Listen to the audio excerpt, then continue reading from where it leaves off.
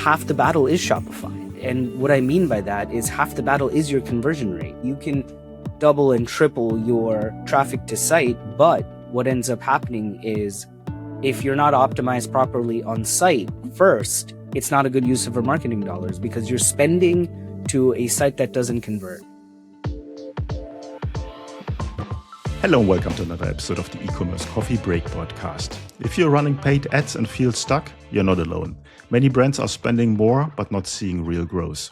So what's actually holding them back? Today we're breaking down how to scale your paid ads revenue by 10x without just burning more budget. To break this down, I'm joined by Hemant Varshney. He's the founder and CEO of Digicom.io. He spent more than 16 years in growth marketing and he has managed over 100 million in ad spend, helping e-commerce brands turn ads into real profit. Hemant, welcome to the show. Klaus, thank you for having me. I'm very excited to be on.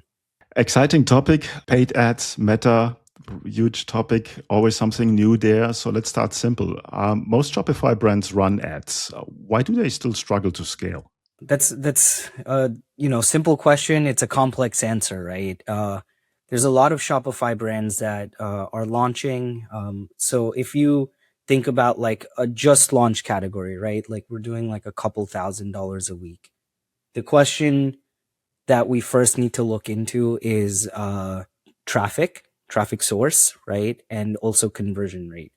Oftentimes folks will start a Shopify brand because of or a brand that lives on Shopify, that it's okay, cool, let's make money. The thing is, like, to build a brand and a foundation, realistically, it takes 6 months to a year before you start to really see revenue, right? And for those founders, you need to critically think about your store and your traffic source. Not all traffic is equal.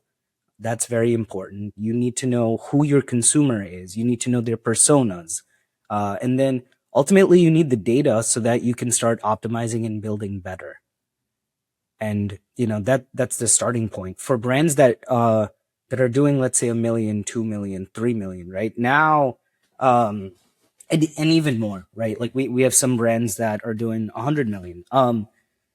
Their complexities are very different, right? So their complexities are same but different. Right now, the larger challenge for most brands that have been scaling, it's specifically Meta, right? With the Andromeda updates, which would love to get into, as we progress through the show. And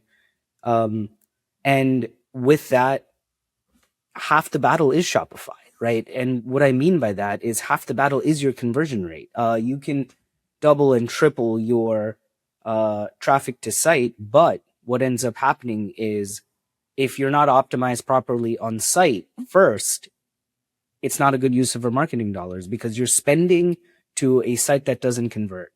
So something we do internally, and it's part of our services, is we do CRO audits at the start of any partnership and provide all of the feedback, designs, the mock-ups, right? So that we can ensure conversion rate is tip top, because the higher the conversion rate, the better it is for all channels.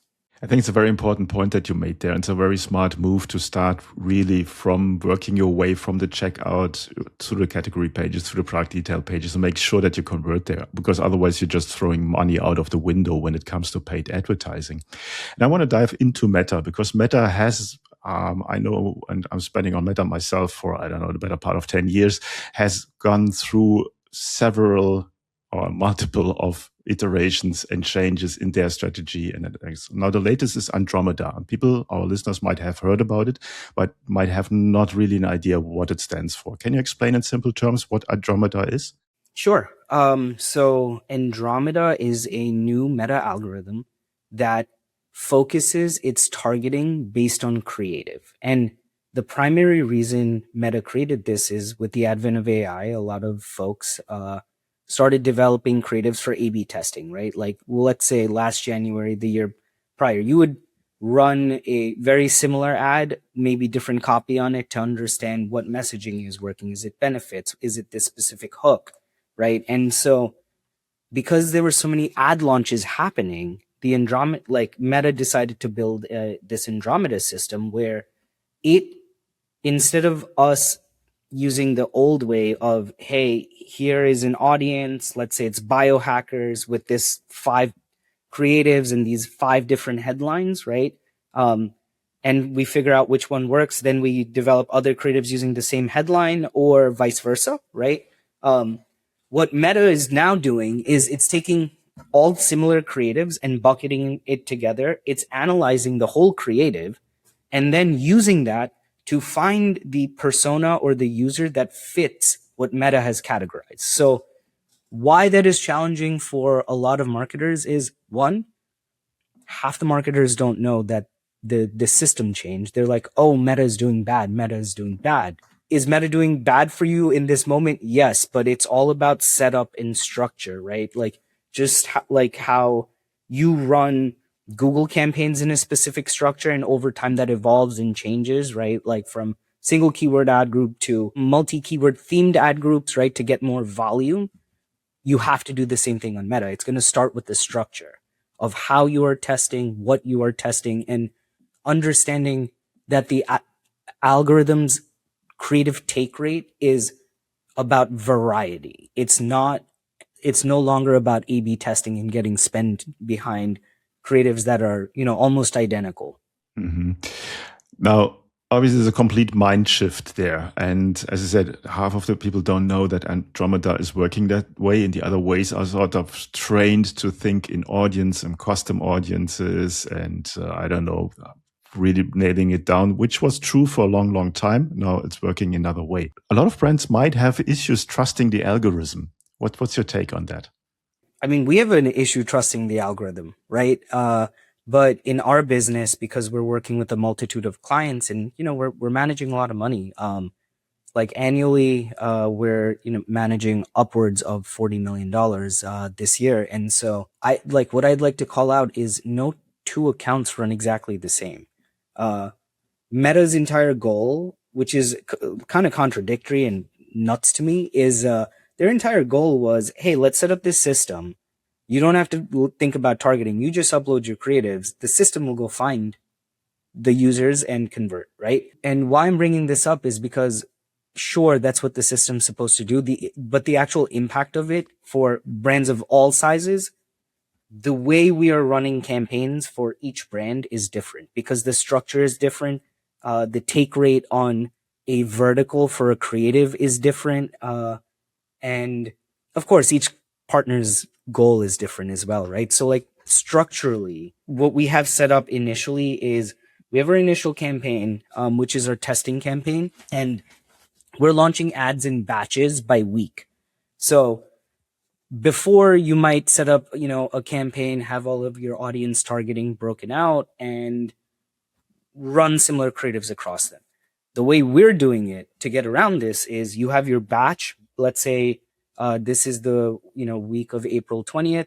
We launch a batch of ads on Monday. Let's say 10 ads, and that's what the ad set's defined as. And we're running broad audiences, right? Mhm. And then from there, Meta ends up taking creatives. Some will perform, of course. Some won't spend at all, and some won't convert, right? So as we're getting data behind this, we have a second campaign that is called our scaling campaign, and that's evergreen.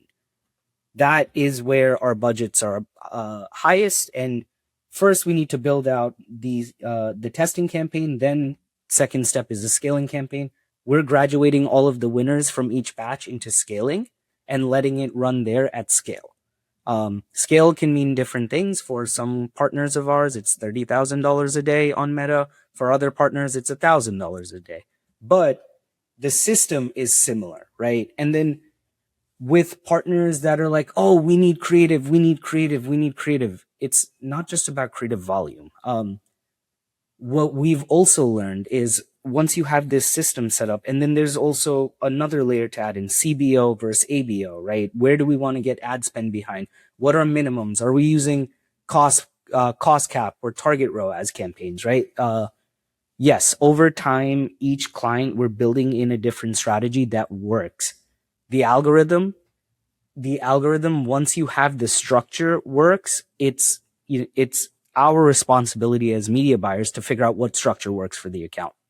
Yeah, and I think it's important because of all these changes, and I think a few of our listeners will be also confused right now because of this all these moving parts that are involved there in this kind of building a scaling system. There is in the past there was always this fear, and some might have still this the ad account will be banned or the ad account will break. Is that still something that happens, or is this something from the past?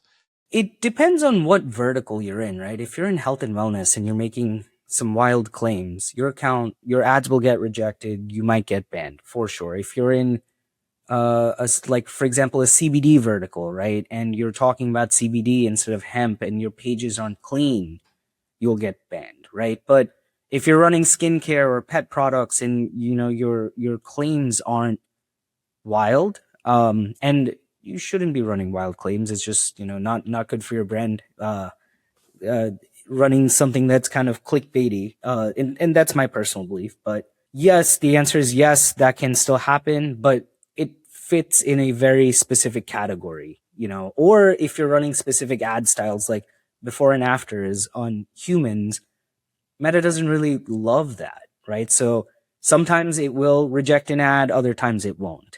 Makes sense. I want to move a little bit back or away from Meta and have a bigger picture. So obviously there's Google Ads, TikTok ads. How does that work all together in the mix when you run a brand? Okay, so when we're thinking about media mix, right? First is Meta and Google have the best data, right? And yeah, we all hear about the brands that launched on TikTok and went from like zero to $100,000 in a month, in 6 months, right?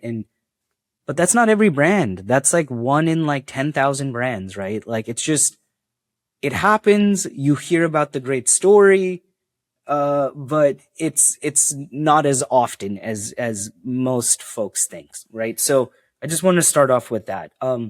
When we're thinking about brand launches or what platforms they should be on, we're thinking Meta and Google first. The primary reason is the audience, the data, the information to target, to convert, to test. Nobody does it better than Meta and Google right now, right? And there will be competitors that sure maybe will one day outperform, but right now that's not the case. So when we think about it, if you think about a pie, right, a pie chart, Meta and Google, each with their audiences, have, let's say, 20% of folks on their platforms that can convert in any given time.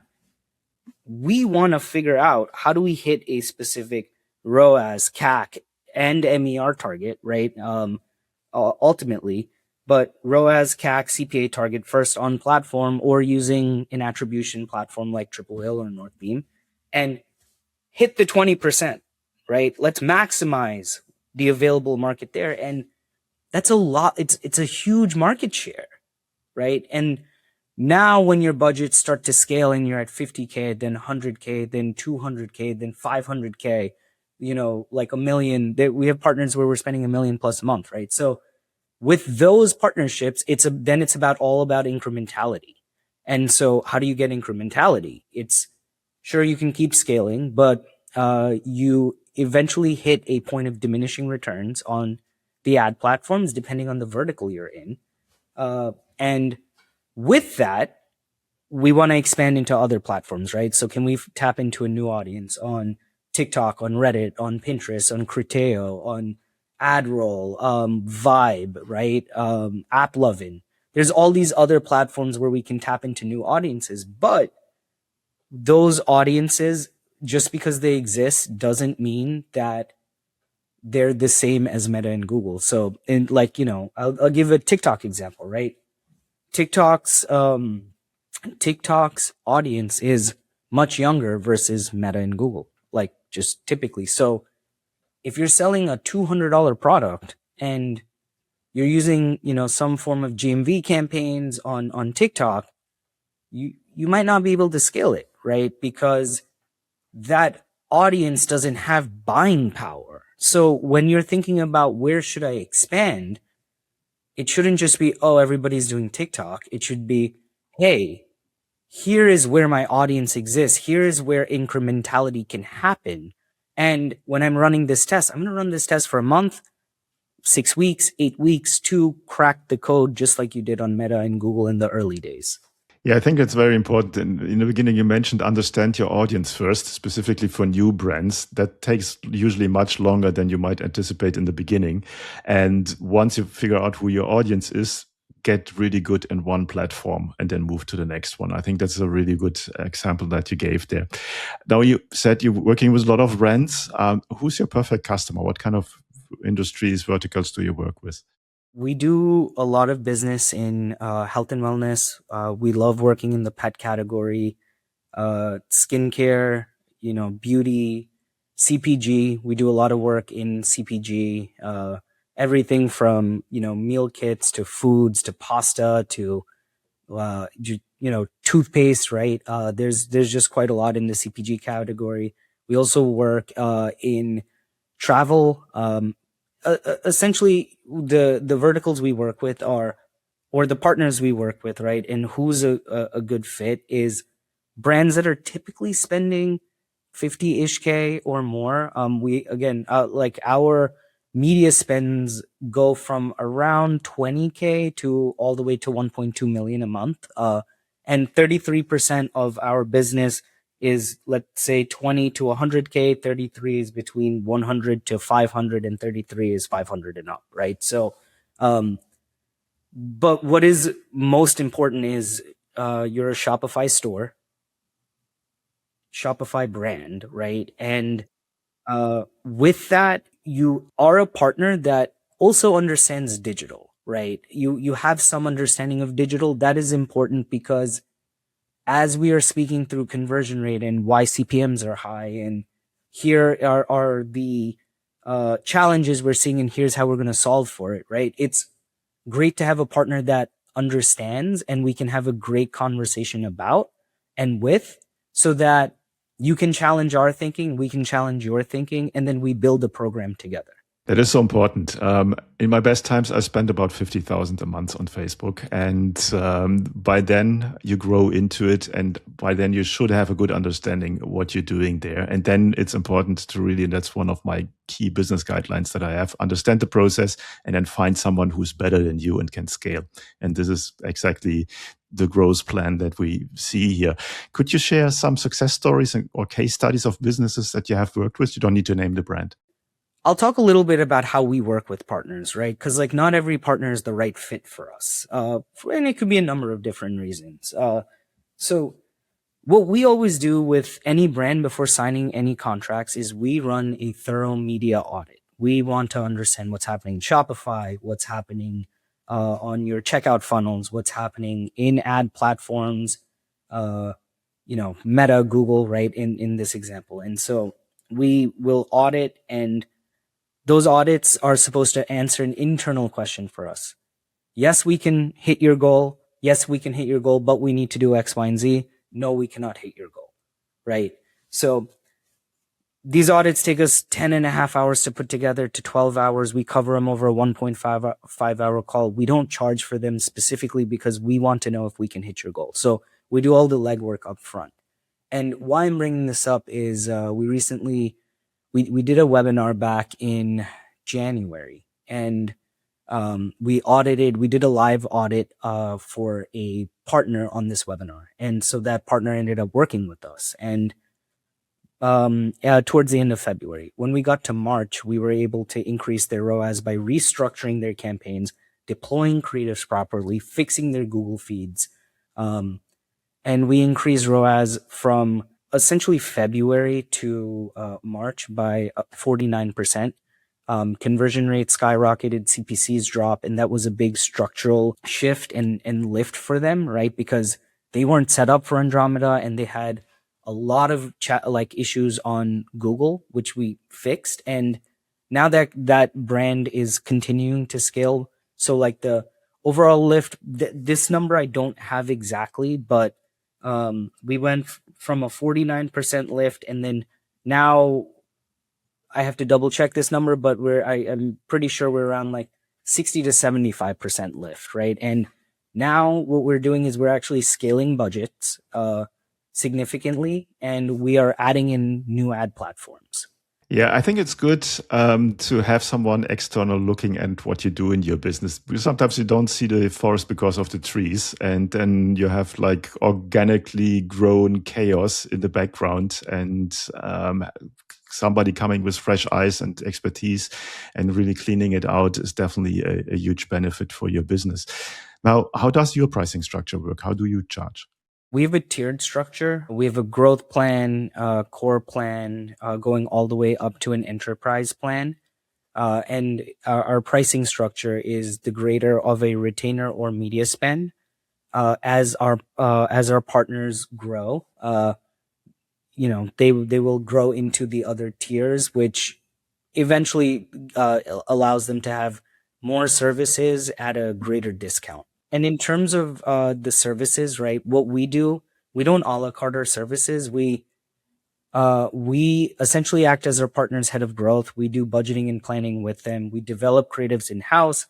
We provide CRO, and we buy the media across platforms. So it's very much encompassing. However, depending on the tier, it's X number of creatives or Y number of landing pages, or yeah, that's essentially how we operate. Okay, so you know in advance what you get for your money, which is perfect. But before our coffee break comes to an end, is there anything you want to share with our listeners that we haven't covered yet? For anybody that is having a challenge on Meta or Google, I would love to run a free audit. Please feel free to reach out to us on digicom.io or at one of the links on Ecommerce Coffee Break. Yeah, I will put the links in the show notes as always, then you're just one click away. Hemant, I could talk for hours about Meta and paid ads. We will do this and continue this on another call, and I'm looking forward to that. Thanks for your time today and hope to chat to you soon. Thank you for having me on the show.